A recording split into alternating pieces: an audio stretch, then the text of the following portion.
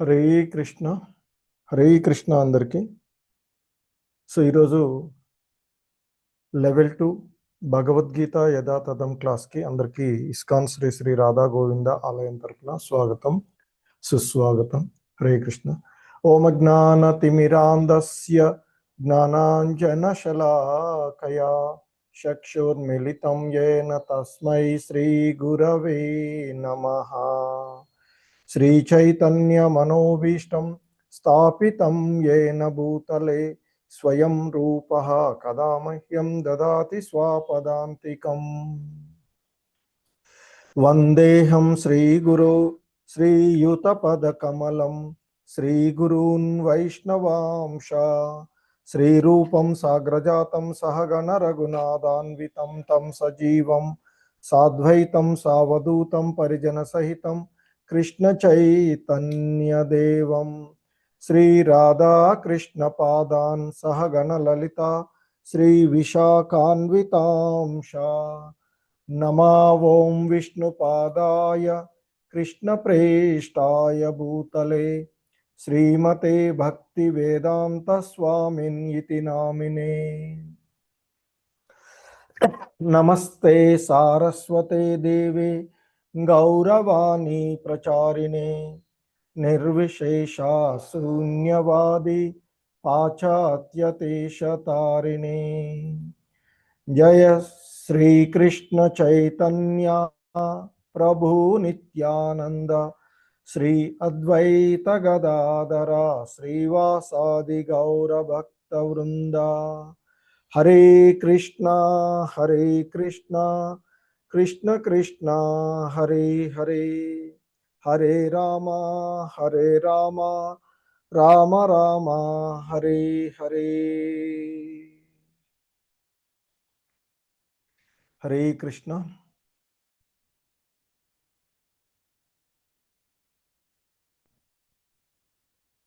శ్రీమద్ భాగవతము భగవద్గీత 18వ అధ్యాయాన్ని మనము చూడబోతూ ఉన్నటువంటిది. సో ఆ పూర్వపు క్లాస్లో, నిన్నటి క్లాస్లో 17వ అధ్యాయమైనటువంటి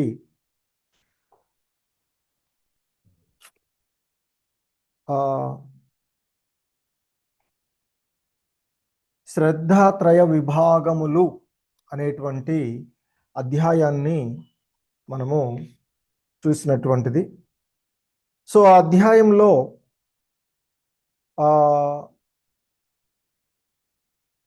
శాస్త్ర ప్రమాణాలను పాటించక తమకు తోచిన విధంగా మానసిక కల్పనలతో మరి శ్రద్ధతో పూజించేటువంటి వాని యొక్క స్థితిని గూర్చి అర్జునుడు శ్రీకృష్ణ భగవానుల వారిని అడగడము, దానికి ఆ కృష్ణ భగవానుల వారు శ్రద్ధను గురించి, ఆ శ్రద్ధ 3 గుణాలతో ఎలా కలిసి ఉంటుంది అనేటువంటి అంశాలను ఆయన వివరించినటువంటి అంశాన్ని ఆ అధ్యాయంలో చూసినటువంటివి. సో శాస్త్ర ఆధారం కానటువంటి పూజ శ్రద్ధతో నిర్వహించే వాని గురించి అర్జునుడు అడగడము, దానికి మరి 3 గుణాలు మానవుని యొక్క శ్రద్ధ నిర్ణయిస్తుంది అని, ఆ 3 గుణాలలో ఉండేటువంటి ఆహారాలు, 3 గుణాలలో ఉండేటువంటి యజ్ఞాలు, 3 గుణాలలో ఉండేటువంటి తపస్సులు, 3 గుణాలలో చేయబడేటువంటి తపస్సుల తర్వాత 3 గుణాల్లో చేసేటువంటి దానాలు, చివరిగా ఓం తత్ సత్ అనేటువంటి ఆ 3 పదాలు పరమసత్యాన్ని సూచించడానికి వినియోగించబడేటువంటి ఆ అంశాలను గురించి మనము పూర్వపు అధ్యాయంలో తెలుసుకున్నటువంటి అంశాలు. సో ఇక ఈరోజు మనం చూస్తూ ఉండేటువంటి ఈ అధ్యాయము ఈ భగవద్గీత యథాతథంలోని 18వ అధ్యాయమైనటువంటి సన్యాసం యొక్క పూర్ణత్వము లేదా పరిపూర్ణత, దీన్నే మోక్ష సన్యాస యోగము అని కూడా పిలుస్తాము. మోక్ష సన్యాస యోగము. ఇదే సన్యాసం యొక్క పరిపూర్ణత్వము అనేటువంటి ఈ అధ్యాయము. ఇది భగవద్గీతలో అత్యధిక సంఖ్యలో శ్లోకాలను కలిగి ఉన్నటువంటి చాప్టరు. సో దీనిలో అతి ఎక్కువగా 78 శ్లోకాలు ఉన్నటువంటి అధ్యాయం ఇది. దీన్ని నెమ్మదిగా చూద్దాము. అలాగే మనకి రెండవ అధ్యాయం కూడా రెండవ పెద్దది. ఇందులో 72 శ్లోకాలను మనం చూసినటువంటిది. ఇక మరి గడిచినటువంటి అధ్యాయంలో వివిధ రకములైనటువంటి యోగ విధానాల గురించి, అంటే ఇంతవరకు చెప్పినటువంటి అంశాలను, వివిధ రకాలైనటువంటి గుణాలతో కూడినటువంటి వివిధ రకాలైనటువంటి అంశాలను మరి ఇక అక్కడ చూసినటువంటిది. ఇక ఈరోజు మనం చూసేటువంటి ఈ అధ్యాయంలో సన్యాసం యొక్క పరిపూర్ణత్వము లేదా పూర్ణత్వం అనేటువంటి ఈ అధ్యాయంలో శ్రీకృష్ణ భగవానుల వారు భగవద్గీత యొక్క సమగ్ర సారాంశాన్ని ఇందులో వివరిస్తూ ఉన్నటువంటిది. వాస్తవానికి నిన్న మనం చూసినటువంటి, మీరు విన్నటువంటి మాతాజీ చెప్పారు క్లాసులు, దాంతోనే వాస్తవానికి భగవద్గీత 17 అధ్యాయాలతోనే ముగిచినట్లుగా చెప్తూ ఉంటుంటారు. అయితే మరి ఏంది 18వ అధ్యాయము అంటే, ఇది ఇప్పటి వరకు శ్రీకృష్ణ భగవానుల వారు చెప్పినటువంటి అంశాలు, భగవద్గీతలో ఆయన ఏదైతే బోధనలు చేశారో వాటి యొక్క సమగ్ర సారాంశాన్ని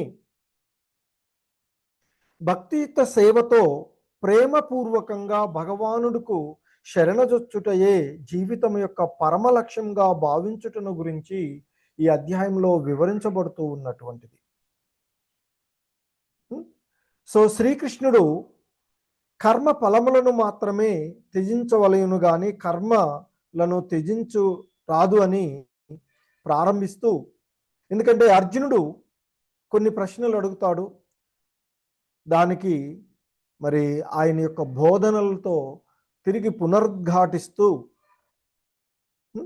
మొత్తాన్ని సమీక్షించుచు ఆసక్తి లేకుండా విద్యుక్త కర్మలను నిర్వహించుటయే నిజమైనటువంటి త్యాగము, దాని వలన ఎటువంటి ప్రతికూలత కలగదు అనేటువంటిది కృష్ణ భగవానుల వారు వివరిస్తూ ఉన్నటువంటి అంశాలు.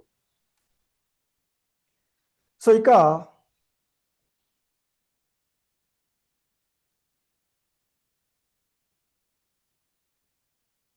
మనకి ఈ అధ్యాయంలో ముఖ్యంగా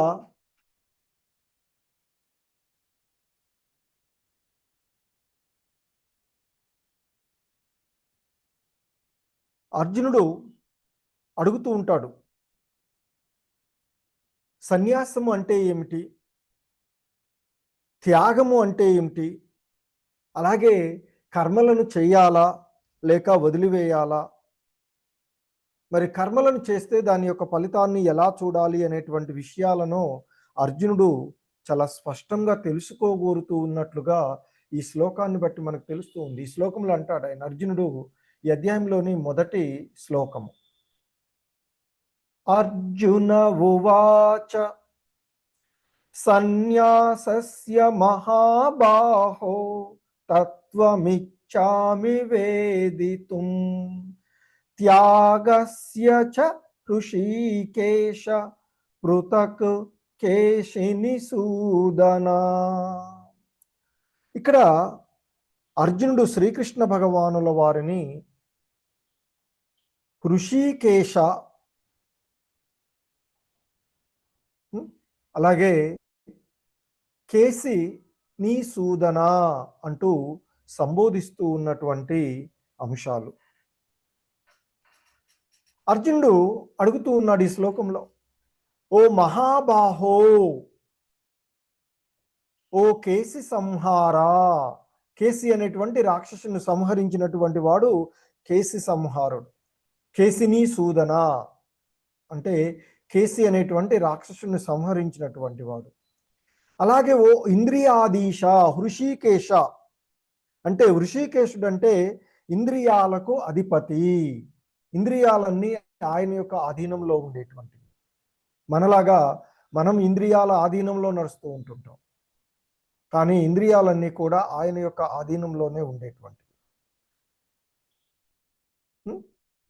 సన్యాసస్య త్యాగస్య చ, సన్యాసం యొక్క అంటే ఆయన అంటున్నాడు ఇక్కడ, అర్జునుడు శ్రీకృష్ణుడితో అడుగుతూ ఉన్నాడు ఇలా, ఓ మహాబాహు, ఓ కేసి సంహార, ఓ ఇంద్రియాధీశ, త్యాగం యొక్క ఉద్దేశ్యమును, సన్యాసం యొక్క తత్వం ఏమిటో నేను తెలుసుకోవాలి అని అనుకుంటూ ఉన్నాను అంటూ అర్జునుడు అడుగుతూ ఉన్నటువంటిది. సో ఇక్కడ అర్జునుడు ఒక ముఖ్యమైనటువంటి సందేశాన్ని, అంటే సన్యాసం అంటే మరి కర్మలను పూర్తిగా వదిలివేయడమా, అలాగే త్యాగం అంటే ఏమిటి? ఎందుకంటే మన యొక్క జీవితంలో ఎన్నో చేస్తూ ఉంటుంటాము.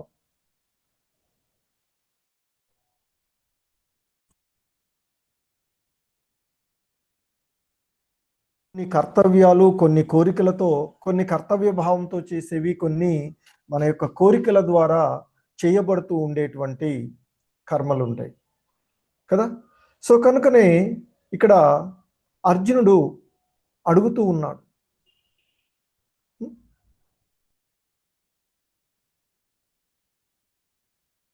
ఇక్కడ ముఖ్యంగా ఆ సన్యాసం యొక్క ఉద్దేశ్యమును, అలాగే త్యాగం అంటే ఏమిటి, అంటే సన్యాసం అంటే ఏమిటి, త్యాగం అంటే ఏమిటో అనేది విషయాలను తెలుసుకోవాలి అనేటువంటి మరి ఉద్దేశంతో అడుగుతూ ఉన్నటువంటిది. మరి ఇక్కడ అర్జునుడు ఒకటి హృషికేశాన్ని సంబోధించడంలో మన ఇంద్రియాలను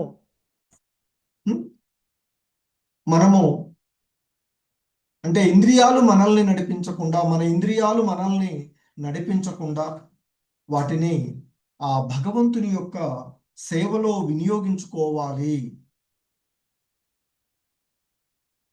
అంటే ఇంద్రియాలను అదుపులో ఉంచవలసినటువంటి వాడు ఆ భగవంతుడు. సో కనుక అలాగే ఇంకొకటి కేసిని సూదన అంటే కేసి సంహార, కేసి అనేటువంటి మహారాక్షసుని సంహరించినటువంటి వాడు ఆ దేవదేవుడైనటువంటి శ్రీకృష్ణ భగవానుల వారు. మరి ఇక్కడ మనలో కలిగేటువంటి ఈ అపోహలు, మోహము ఇవేవైతే ఉన్నాయో ఇవి అసురులతో పోలుస్తూ ఉంటారు. మరి అర్జునుడికి కలిగినటువంటి సందేహాలు అనేటువంటి అసురులను తొలగించి సంహరించవలసినటువంటి వాడు ఆ కృష్ణ భగవానుల వారు. సో ఆ విధంగా అర్జునుడు సన్యాసము అంటే ఏమిటి, త్యాగము అంటే ఏమిటి, కర్మలను చెయ్యాలా వదిలివేయాలా, కర్మ చేస్తే దాని ఫలితాలను ఎలా చూడాలి అనేటువంటి విషయాలను స్పష్టంగా ఈ మానవాళికి తెలియజేయడానికి, ఆ భగవంతుని ద్వారా తెలియచేయడానికి ఆయన అడుగుతూ ఉన్నటువంటి ప్రశ్న. ఇక దానికి భగవంతుని యొక్క సమాధానం చూస్తే, శ్రీ భగవానువాచ. హరే కృష్ణ మాతాజీ. హరే కృష్ణ ప్రభుజీ. శ్రీ భగవానువాచ కామ్యానాం కర్మణాన్యాసం సన్యాసం కవయో విదుః సర్వకర్మ ఫలత్యాగం ప్రాహుస్త్యాగం విచక్షణాః. హరే కృష్ణ ప్రభుజీ. ధన్యవాదాలు. హరే కృష్ణ. సో అర్జునుడు అడిగినటువంటి ఆ విషయానికి శ్రీకృష్ణ భగవానుల వారు ఈ విధంగా సమాధానం చెప్తూ ఉన్నారు.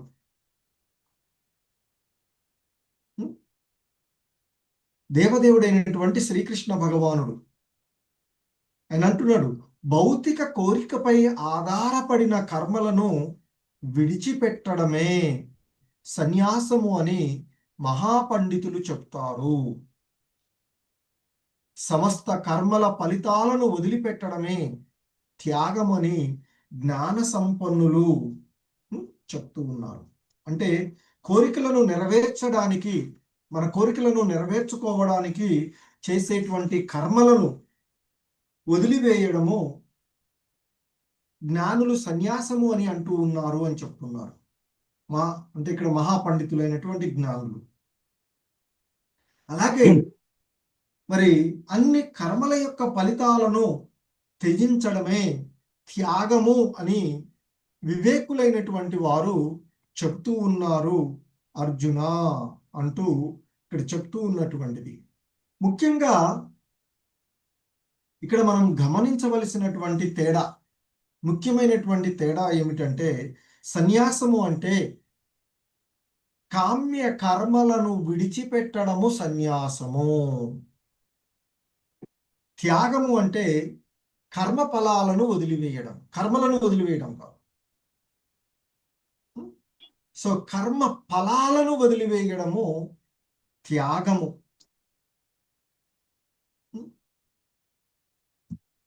సో కాబట్టి ఇక్కడ అర్జునుడు అడిగినటువంటి దానికి కృష్ణ భగవానుల వారు చాలా స్పష్టమైనటువంటి, అంటే ప్రామాణికులు ఏమి, మహాజనులైనటువంటి వాళ్ళు, పూర్వ ఆచార్యులు, ఆత్మానుభూతిని పొందినటువంటి వాళ్ళు ఏం చెప్తున్నారో ఆ విషయాలను ఇక్కడ ఆయన తెలియచేస్తూ ఉన్నటువంటిది.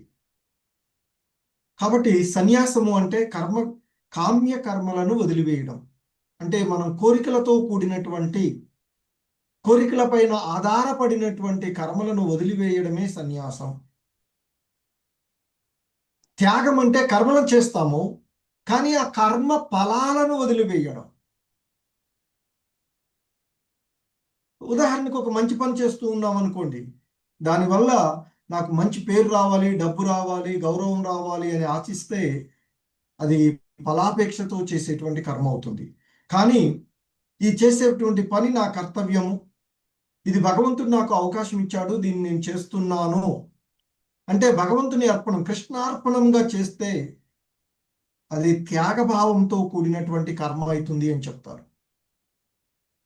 హరే కృష్ణ. సో ఇంకా చదివే వాళ్ళు హ్యాండ్స్ రైజ్ చేసి పెట్టుంచండి.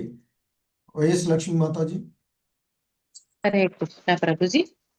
త్యాజ్యం దోషవదిత్యేకే కర్మ ప్రాహుర్మనీషిణః యజ్ఞదాన తపః కర్మ న త్యాజ్యమితి చాపరే.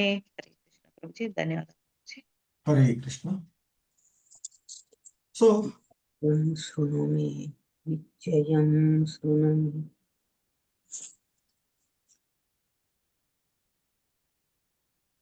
మాతాజీ నేను అందరినీ మ్యూట్ లో పెడతాను.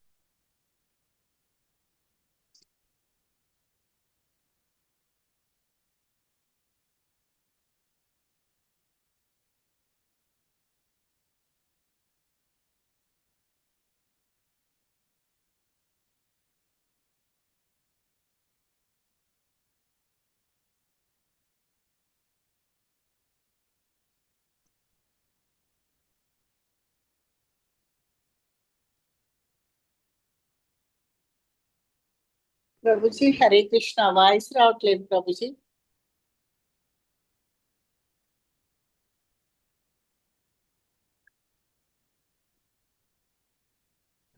హరే కృష్ణ మాతాజీ. ఇప్పుడు వస్తుంది ప్రభుజీ. హరే కృష్ణ. వినిపిస్తుంది కదా మాతాజీ క్లియర్? ఇప్పుడు వినిపిస్తుంది ప్రభుజీ. మీరు మ్యూట్ లో పెడతా అన్నది వినిపించింది, తర్వాత ఏం వినిపించలేదు. ఓకే. సో ఇక్కడ ఇంకా చెప్తున్నారు, అన్ని రకములైనటువంటి కామ్య కర్మలు దోషమైనవి, వాటిని విడిచిపెట్టాలి అని కొందరు పండితులు చెప్తూ ఉండగా, యజ్ఞము, దానము, తపస్సు అనేటువంటి కర్మలను ఏనాడు విడిచిపెట్టవద్దు అని మరికొంతమంది, ఆ యజ్ఞం, దానం, తపస్సు వంటి పవిత్ర కర్మలను ఎట్టి పరిస్థితుల్లో విడిచిపెట్టకూడదు అని మరికొందరు చెప్తూ ఉన్నారు, ఋషులు చెప్తూ ఉన్నారు అంటూ ఆ దేవదేవుడైనటువంటి కృష్ణ భగవానుల వారు అర్జునుడు అడిగినటువంటి వాటికి చెప్తూ ఉన్నారు. అంటే ఇక్కడ ఆ శ్రీకృష్ణ భగవానుల వారు ఒక ముఖ్యమైనటువంటి సందేహాన్ని మన దీనికి తెస్తున్నారు. కర్మ చేయడం తప్ప లేదా కర్మ చేయకుండా ఉండటమే మంచిదా? ఎందుకంటే ఇక్కడ చెప్తున్నారు అన్ని రకాలైనటువంటి కామ్యకర్మలు దోషమైనవి, వాటిని విడిచిపెట్టాలని కొందరు చెప్పగా యజ్ఞము, దానము, తపస్సు వంటి పవిత్ర కర్మలను ఎట్టి పరిస్థితులలోనూ విడిచిపెట్టకూడదు అని మరికొందరు చెప్తూ ఉన్నారు అంటున్నారు.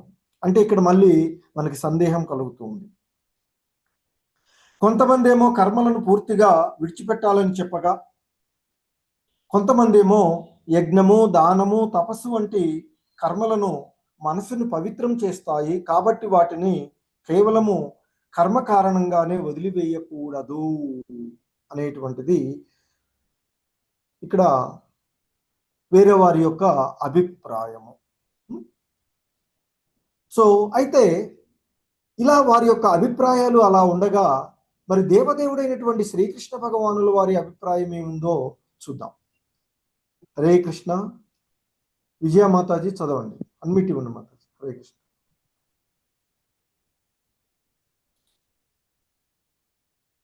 మాతాజీ అన్మ్యూట్ ఆప్షన్ ఇచ్చాను చూడండి, చదవండి. హరే కృష్ణ. హరే ఇప్పుడే హరే కృష్ణ. శ్లోక రాలేదు ప్రభుజీ స్క్రీన్ మీద. శ్లోక రాలేదా? హరే కృష్ణ.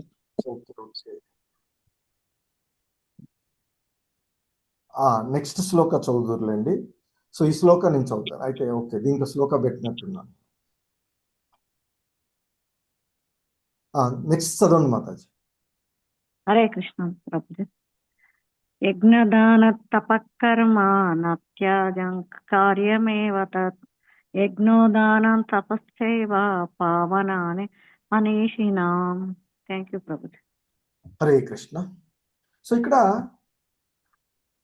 4వ శ్లోకంలో కృష్ణ భగవానులు వారు చెప్తూ ఉన్నారు, నిశ్చయం శృణు మే తత్ర త్యాగే భరత సత్తమ త్యాగో హి పురుష వ్యాఘ్ర త్రివిధ సంప్రకీర్తతః. సో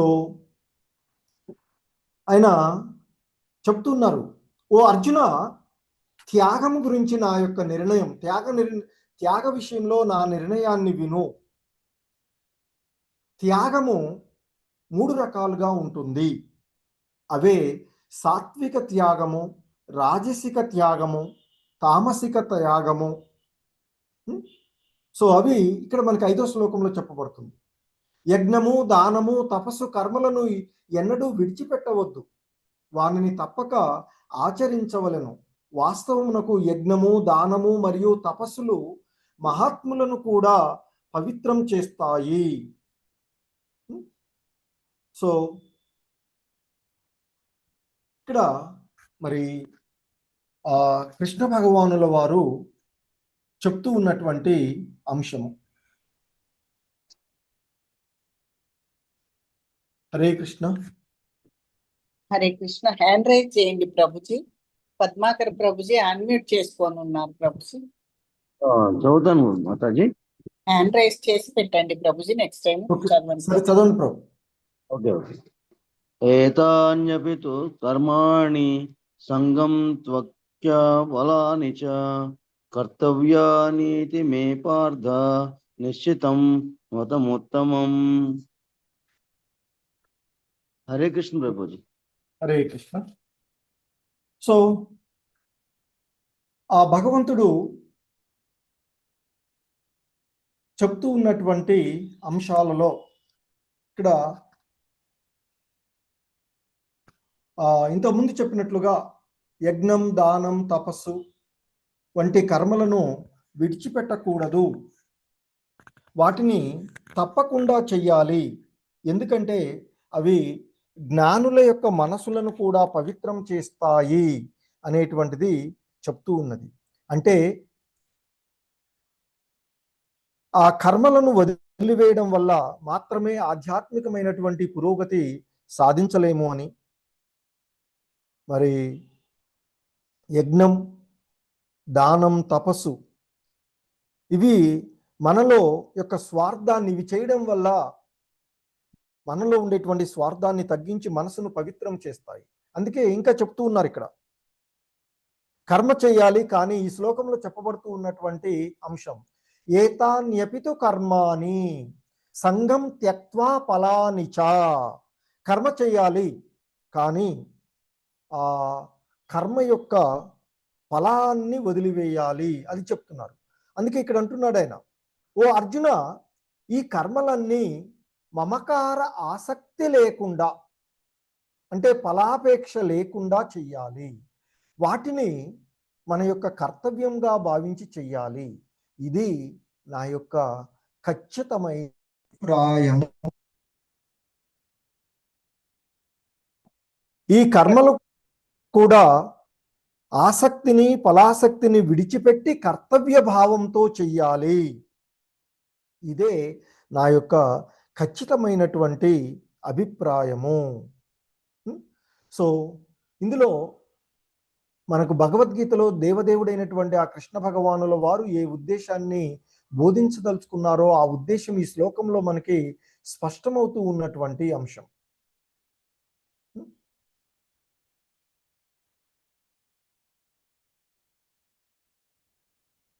కాబట్టి కర్మను విడిచిపెట్టవద్దు అని చెప్తూ ఉన్నటువంటి కర్మలను, అందుకని ఇప్పుడు అర్జునుడు తాను చేయవలసినటువంటి తన యొక్క విద్యుక్త ధర్మమైనటువంటి యుద్ధాన్ని వదిలివేయడానికి ఆయన సన్నద్ధులై అస్త్ర సన్యాసం చేసి నేను యుద్ధం చేయలేను కృష్ణ, నేను యుద్ధం చేయను కృష్ణ అంటూ కూర్చున్నటువంటి పరిస్థితిలో ఉన్నాడు.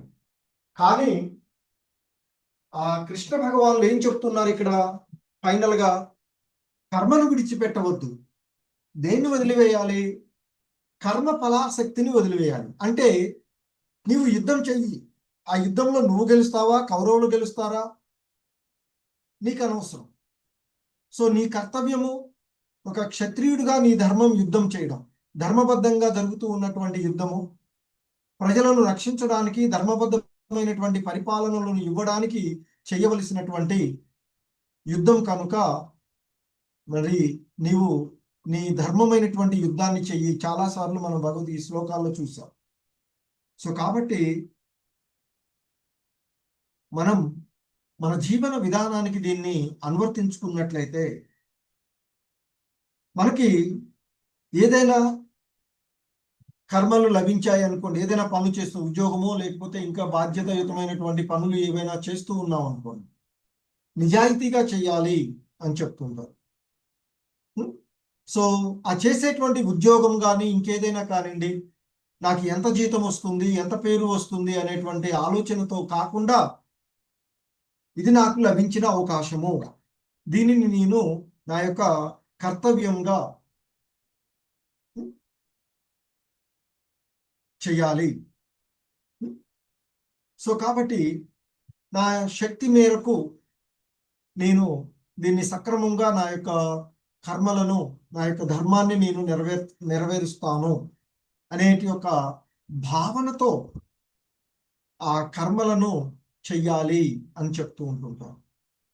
అందుకే ఇక్కడ చెప్తున్నారు, ఓ అర్జున, ఈ కర్మలన్నీ ఏవైతే కర్మలు చేస్తూ ఉంటామో ఈ చేసేటువంటి కర్మలన్నింటినీ కూడా మమకార ఆసక్తి, అంటే మనం చేసేటువంటి కర్మలకు ఉదాహరణకు ఉద్యోగమే చేస్తూ ఉన్నాం అనుకోండి, నాకు ఎంత జీతం వస్తుంది, ఎంత పేరు వస్తుంది ఈ ఉద్యోగం చేస్తే అనే ఆలోచన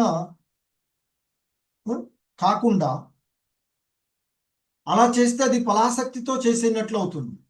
అలా కాకుండా ఇది నాకు లభించిన అవకాశము, భగవంతుడు ఈ విధమైనటువంటి అవకాశాన్ని నాకు ఇచ్చాడు కాబట్టి ఇది నా యొక్క కర్తవ్యము. ఎందుకంటే మనం ఉద్యోగం సంపాదించుకోవడం ఏదైనా మన యొక్క గుణాన్ని అనుసరించే కదా మనం దానికోసం ప్రయత్నం చేశాము. మనం చేసిన ప్రయత్నానికి ఆ భగవంతుడు ఫలితాన్నిగా ఇచ్చాడు కాబట్టి ఇది నా యొక్క కర్తవ్యము. దీనిని నా యొక్క శక్తి మేరకు సరైనటువంటి మార్గంలో అంటే నిజాయితీగా దీన్ని నేను చేస్తాను. కాబట్టి ఇది కృష్ణ సంబంధంగా, కృష్ణ భావనలో, కృష్ణార్పణంగా చేస్తే అది త్యాగము అవుతుంది అని చెప్తూ ఉంటున్నాను. సో కనుకనే ఇక్కడ సాధారణంగా మనం యజ్ఞం అనేటువంటిది భగవంతుని తృప్తి కోసం చేసేటువంటి ఆధ్యాత్మిక కర్మ ఏదైనా యజ్ఞం అవుతుంది. అంటే మన కర్తవ్యాన్ని మనం సక్రమంగా నిర్వర్తిస్తే అదే యజ్ఞం అవుతుంది అని చెప్తూ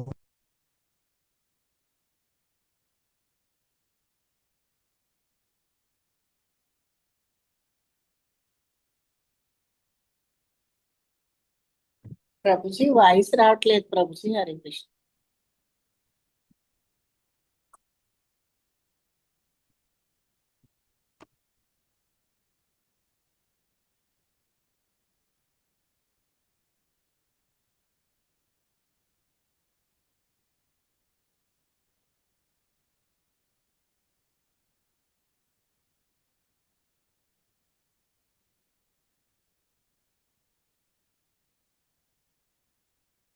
కర్తవ్య భావనతో మనము హరే కృష్ణ వినిపిస్తుంది మాతాజీ.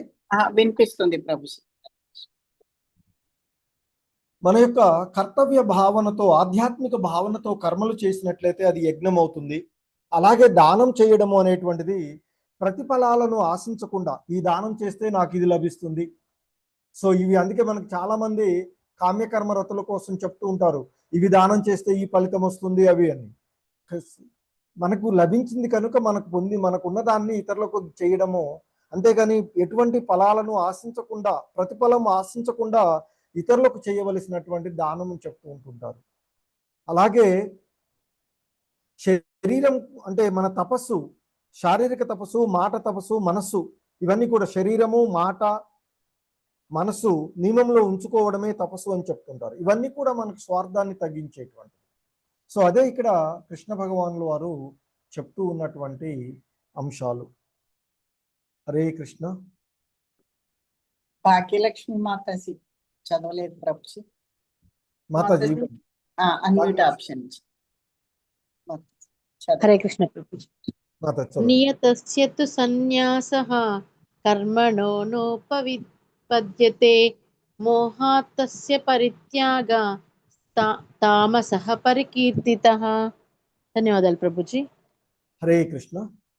సో ఇక్కడ ఈ శ్లోకంలో ఆయన తామసిక త్యాగం అంటే ఏమిటో చెప్తూ ఉన్నారు. ఏంటంటే కర్తవ్యాన్ని ఎవడైతే పూర్తిగా వదిలివేస్తాడో, అలా కర్తవ్యాన్ని పూర్తిగా వదిలివేస్తే అలాంటి త్యాగం ఏదైతే ఉందో అది తామసికమైనటువంటి త్యాగం అవుతుంది అని చెప్తూ ఉన్నటువంటి అంశం ఇక్కడ. అందుకే అంటున్నాడు, నియతస్యతు సన్యాసః కర్మణో నోపపద్యతే మోహాతస్య పరిత్యాగ తామస పరికీర్తితః. విద్యుక్త ధర్మాలను ఏనాడు వదిలివేయకూడదు. మరి ఒకవేళ అవివేకంతో విద్యుక్త ధర్మాలను వదిలివేసినట్లయితే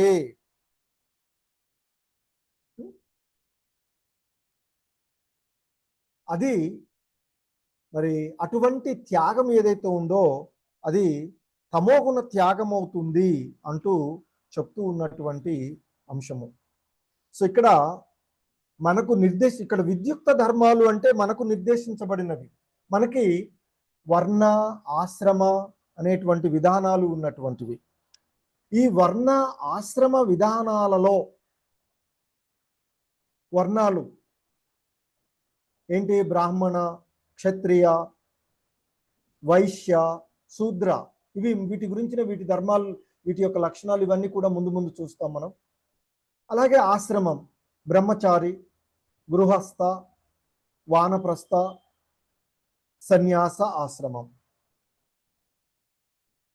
సో మనకి మన యొక్క ఆశ్రమాన్ని అనుసరించి లేదా మన యొక్క వర్ణాన్ని అనుసరించి, వర్ణము అంటే పుట్టుక కాదు, గుణాలు, మనం చేసేటువంటి మన యొక్క గుణము, మనం చేసేటువంటి పనులను బట్టి బ్రాహ్మణులు గాను, క్షత్రియులు గాను, వైశ్యులు గాను, శూద్రులు గాను ఉండేటువంటిది.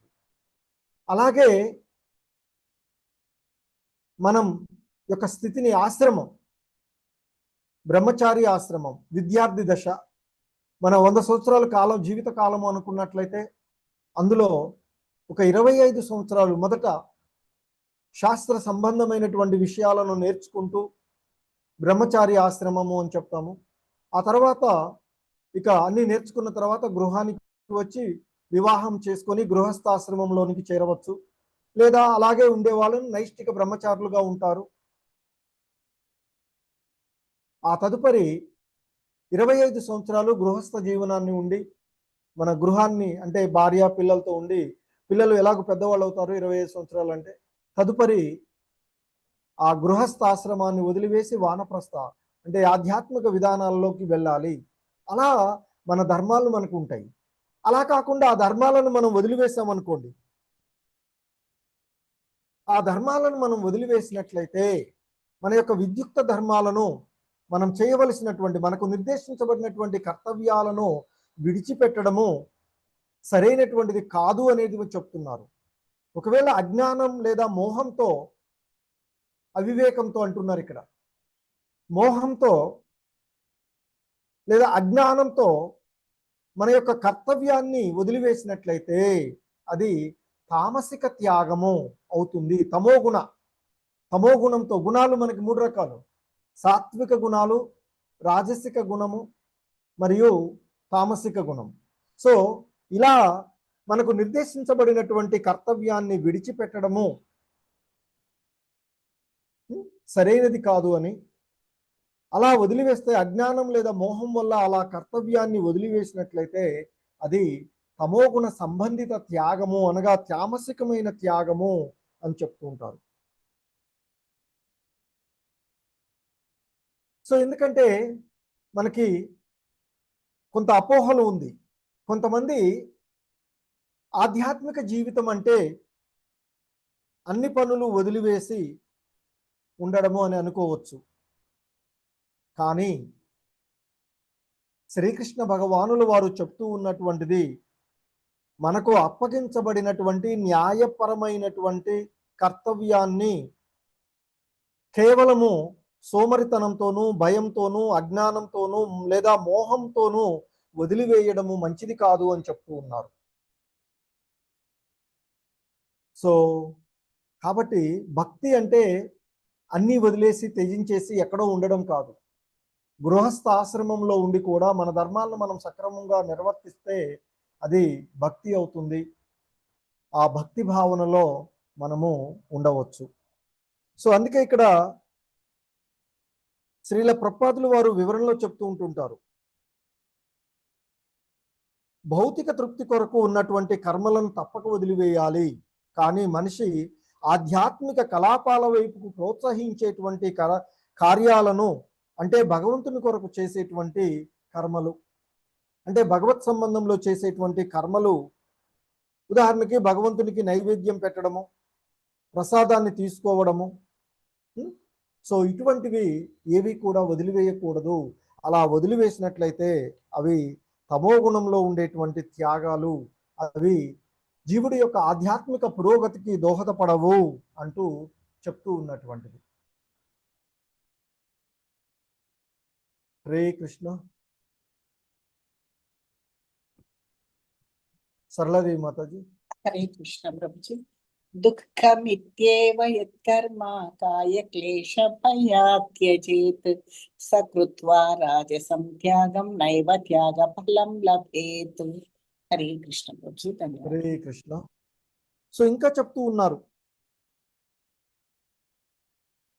కష్టంగా ఉన్నాయి అని లేదా శరీరానికి అసౌకర్యంగా ఉన్నది అని భావించి మనం విధిగా చేయవలసినటువంటి కర్తవ్య కర్మలను విడిచిపెట్టడాన్ని రజోగుణ త్యాగము అని అంటారు అర్జున అని చెప్తున్నారు. అయితే ఈ రజోగుణ త్యాగము ఎప్పటికీ క్షేమదాయకమైనది కాదు, మరియు మన యొక్క ఆధ్యాత్మిక ఉన్నతికి దోహదపడదు అంటూ చెప్తూ ఉన్నటువంటిది.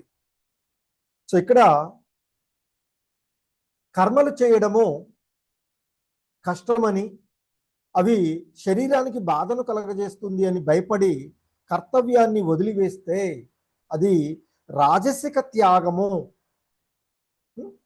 సో అని చెప్తున్నారు. అలాంటి త్యాగం వల్ల ఎటువంటి త్యాగ ఫలము లభించదు మనకి.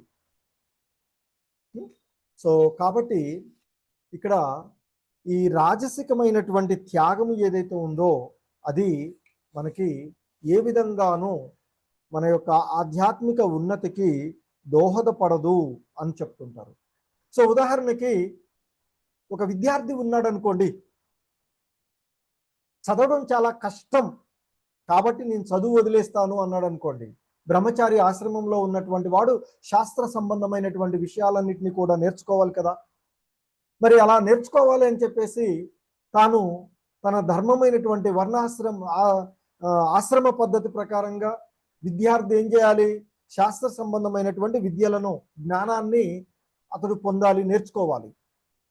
కానీ కొంతమందికి చదువు కష్టంగా ఉంది అని చెప్పేసి వదిలివేస్తూ ఉంటుంటారు. అది సరైనటువంటి త్యాగం కాదు అని చెప్తూ ఉంటుంటారు. అలాగే ఎవరికైనా ఏదైనా సేవ చేసే అవకాశం లభించింది అనుకోండి, ఆలయాన్ని శుభ్రపరచడమో లేదో ఏదో ఒక సేవ లభించింది అనుకోండి, ఈ సేవ చేయడం నాకు బాగా శ్రమగా ఉంది కాబట్టి నేను చెయ్యను అని భావించామనుకోండి, అది కూడా మనకి సరైనటువంటి ఫలితాలను ఇవ్వదు. ఇవ్వకపోగా ఇంకా మనని బంధనాలలో పడవేస్తుంది అని చెప్తూ ఉంటుంటారు. కాబట్టి మన యొక్క కర్తవ్యాన్ని వదిలివేస్తే అది నిజమైనటువంటి త్యాగము కాదు. సో ఈ విధంగా మరి కష్టంగా ఉన్నాయి అని వదిలివేసేటువంటి, శరీరానికి అసౌకర్యంగా ఉంది అని మనం విధిగా చేయవలసినటువంటి కర్మలను వదిలివేసినట్లయితే అది రాజసికమైనటువంటి త్యాగం అవుతుంది. అటువంటి త్యాగము ఏ విధంగానూ జీవుడికి ఉపయోగపడదు అనేటువంటిది ఇక్కడ మనకి చెప్పబడుతూ ఉన్నటువంటి అంశం. ఎందుకంటే కృష్ణ భక్తి భావనలో ఉన్నటువంటి వాళ్ళు కామ్య కర్మలను చేస్తున్నాను అనే భయంతో ధనాన్ని సంపాదించడము వదిలివేయకూడదని చెప్తుంటారు. ఆ ధనాన్ని సంపాదించాలి, ఉద్యోగం చేయాలి. ఆ ఉద్యోగం ద్వారా వచ్చినటువంటి ధనం ఏదైతే ఉందో తన అవసరాలకు మరియు ఆ కృష్ణ భక్తి భావనలో కొంత ధనాన్ని వినియోగించుకోవాలి అని చెప్తూ ఉంటుంటారు.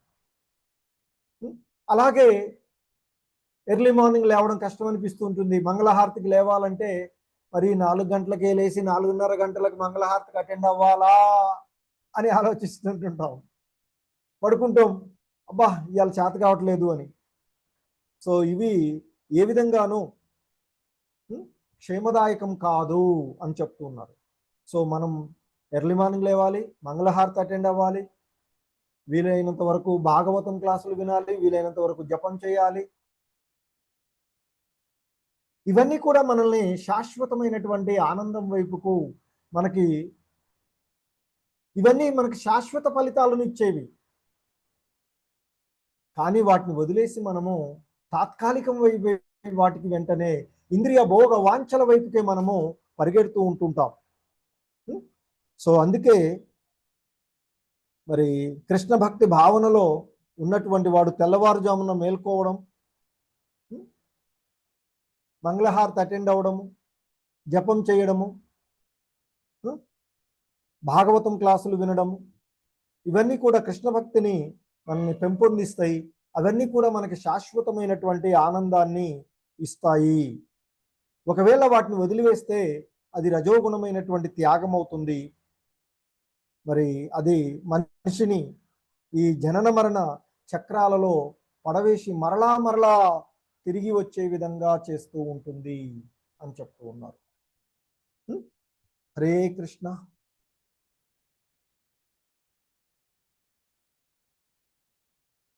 So Hare Krishna. Padmakar Prabhuji unmute option ఇచ్చారు, చదవండి ప్రభుజీ. ప్రభు చదవండి.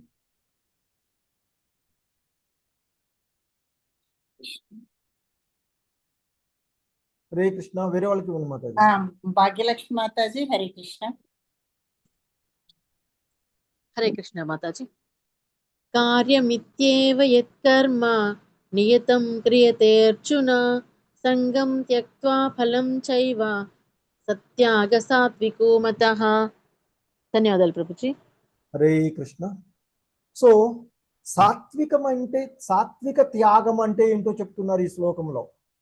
ఓ అర్జున, తన విద్యుక్త కర్మలను కర్తవ్య బుద్ధితో నిర్వహిస్తూ సమస్తమైనటువంటి భౌతిక సాంగత్యాన్ని, ఫలాసక్తిని విడిచిపెట్టినప్పుడు ఆ త్యాగము సాత్విక గుణత్యాగము అని చెప్పబడుతుంది అర్జున అంటూ చెప్తూ ఉన్నారు.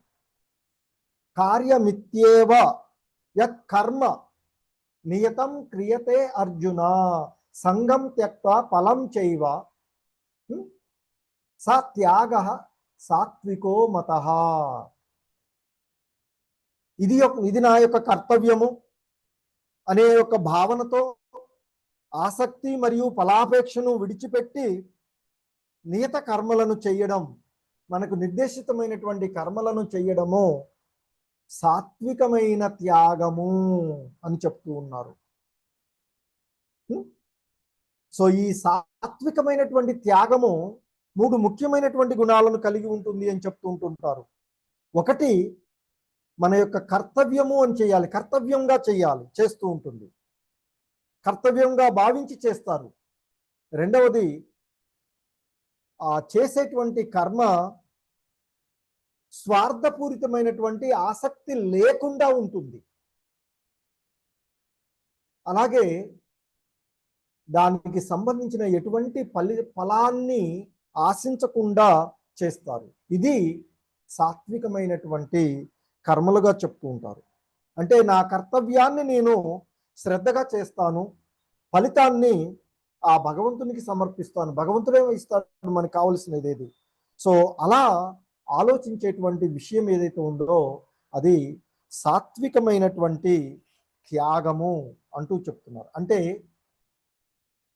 ముఖ్యంగా కృష్ణ భక్తి భావనలో, అంటే సత్వగుణంలో ఉన్నటువంటి వ్యక్తి ఎవరికి కానీ, సో ముఖ్యంగా మనకి ఇక్కడ చెప్తూ ఉన్నటువంటి విద్యుక్త కర్మలను మన యొక్క భావనతో, నా యొక్క ధర్మం ఇది, నా స్వధర్మము అని ఫలాసక్తి లేకుండా పనిచేయాలి. సో అలాగే మమకార ఆసక్తి గుణాలను వదిలివేయాలి. అలా వదిలివేసి చేసేటువంటి ఏదైతే ఉందో అది సాత్విక గుణత్యాగము అని చెప్తూ ఉన్నారు. హరే కృష్ణ. శ్రీలక్ష్మి మాతాజీ Hare Krishna. Unmute option sir. Srilakshmi మాతాజీకి వందనం. హరే కృష్ణ. విజయ మాతాజీ మేడ్చల్. హరే కృష్ణ. విజయ మాతాజీ. హరే కృష్ణ మాతాజీ. నద్వేష్ట కుశలం కర్మ కుశలే నామ సజ్జతే త్యాగి సత్వ సమావిష్టో మేధావి చిన్న సంశయ. ధన్యవాదాలు ప్రభుజీ. హరే కృష్ణ. శ్రీలక్ష్మి మాతాజీ మీరు కూడా చదవండి, ఇంకా లేదు ఇక్కడ ఆపేస్తాను. హరే కృష్ణ. శ్రీలక్ష్మి మాతాజీ హరే కృష్ణ. మాతాజీ అన్మ్యూట్ చేసుకుంటారు. చదవండి. హరే ప్రణామాలు.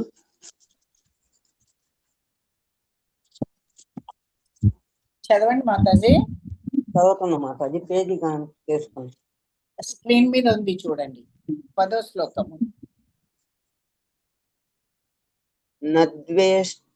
నద్వేష్ట కుశలం కర్మ కుశలే నాను సజ్జతే త్యాగి సత్వ సమావిష్టో మేధావి చిన్న సంశయ.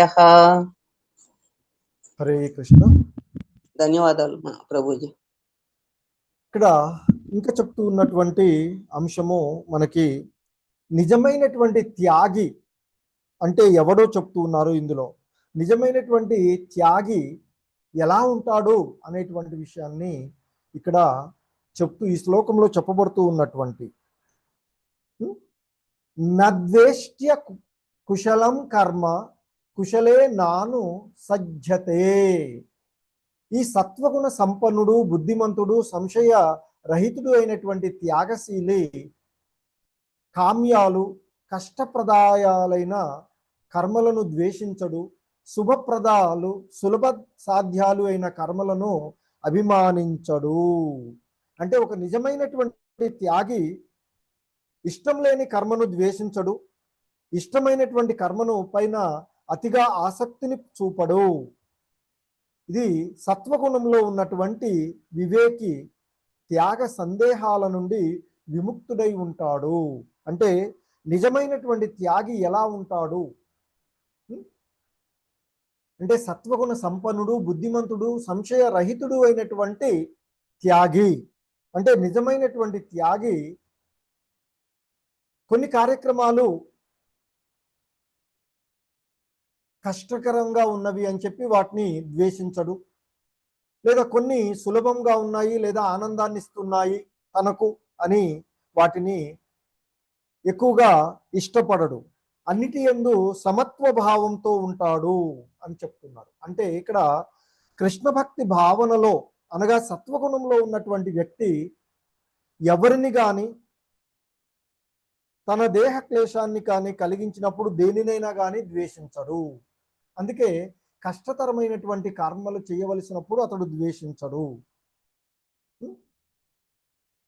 సో తన కర్మల వలన కలిగేటువంటి క్లేశతరమైనటువంటి ప్రభావాలకు భయపడకుండా అతడు సరి అయినటువంటి ప్రదేశంలో సరి అయినటువంటి సమయంలో కర్మలు చేస్తూ ఉంటుంటాడు.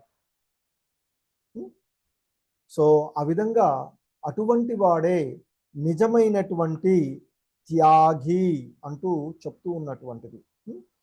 సో అంటే ఇక్కడ మనకు నచ్చిన పని వచ్చినప్పుడు ఇదే నాకు చాలా ఇష్టంగా చేస్తాను, మనకు నచ్చని పని వచ్చినప్పుడు బా ఇది నేను ఎందుకు చేయాలి, ఇది నేను చెయ్యను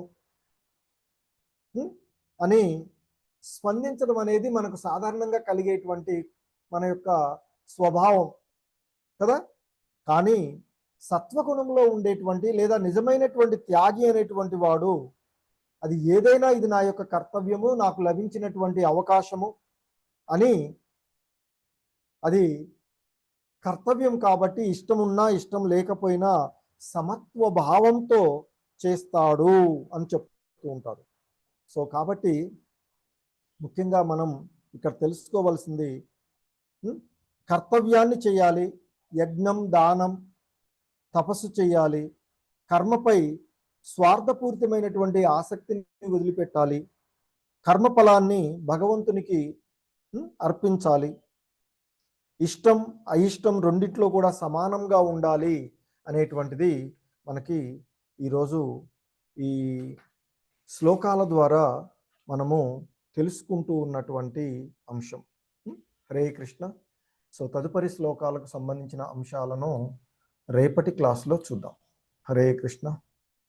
కరెంట్ పోయింది. హరే కృష్ణ. ధన్యవాదాలు మాతాజీస్, ప్రభుజీస్. ఎవరికి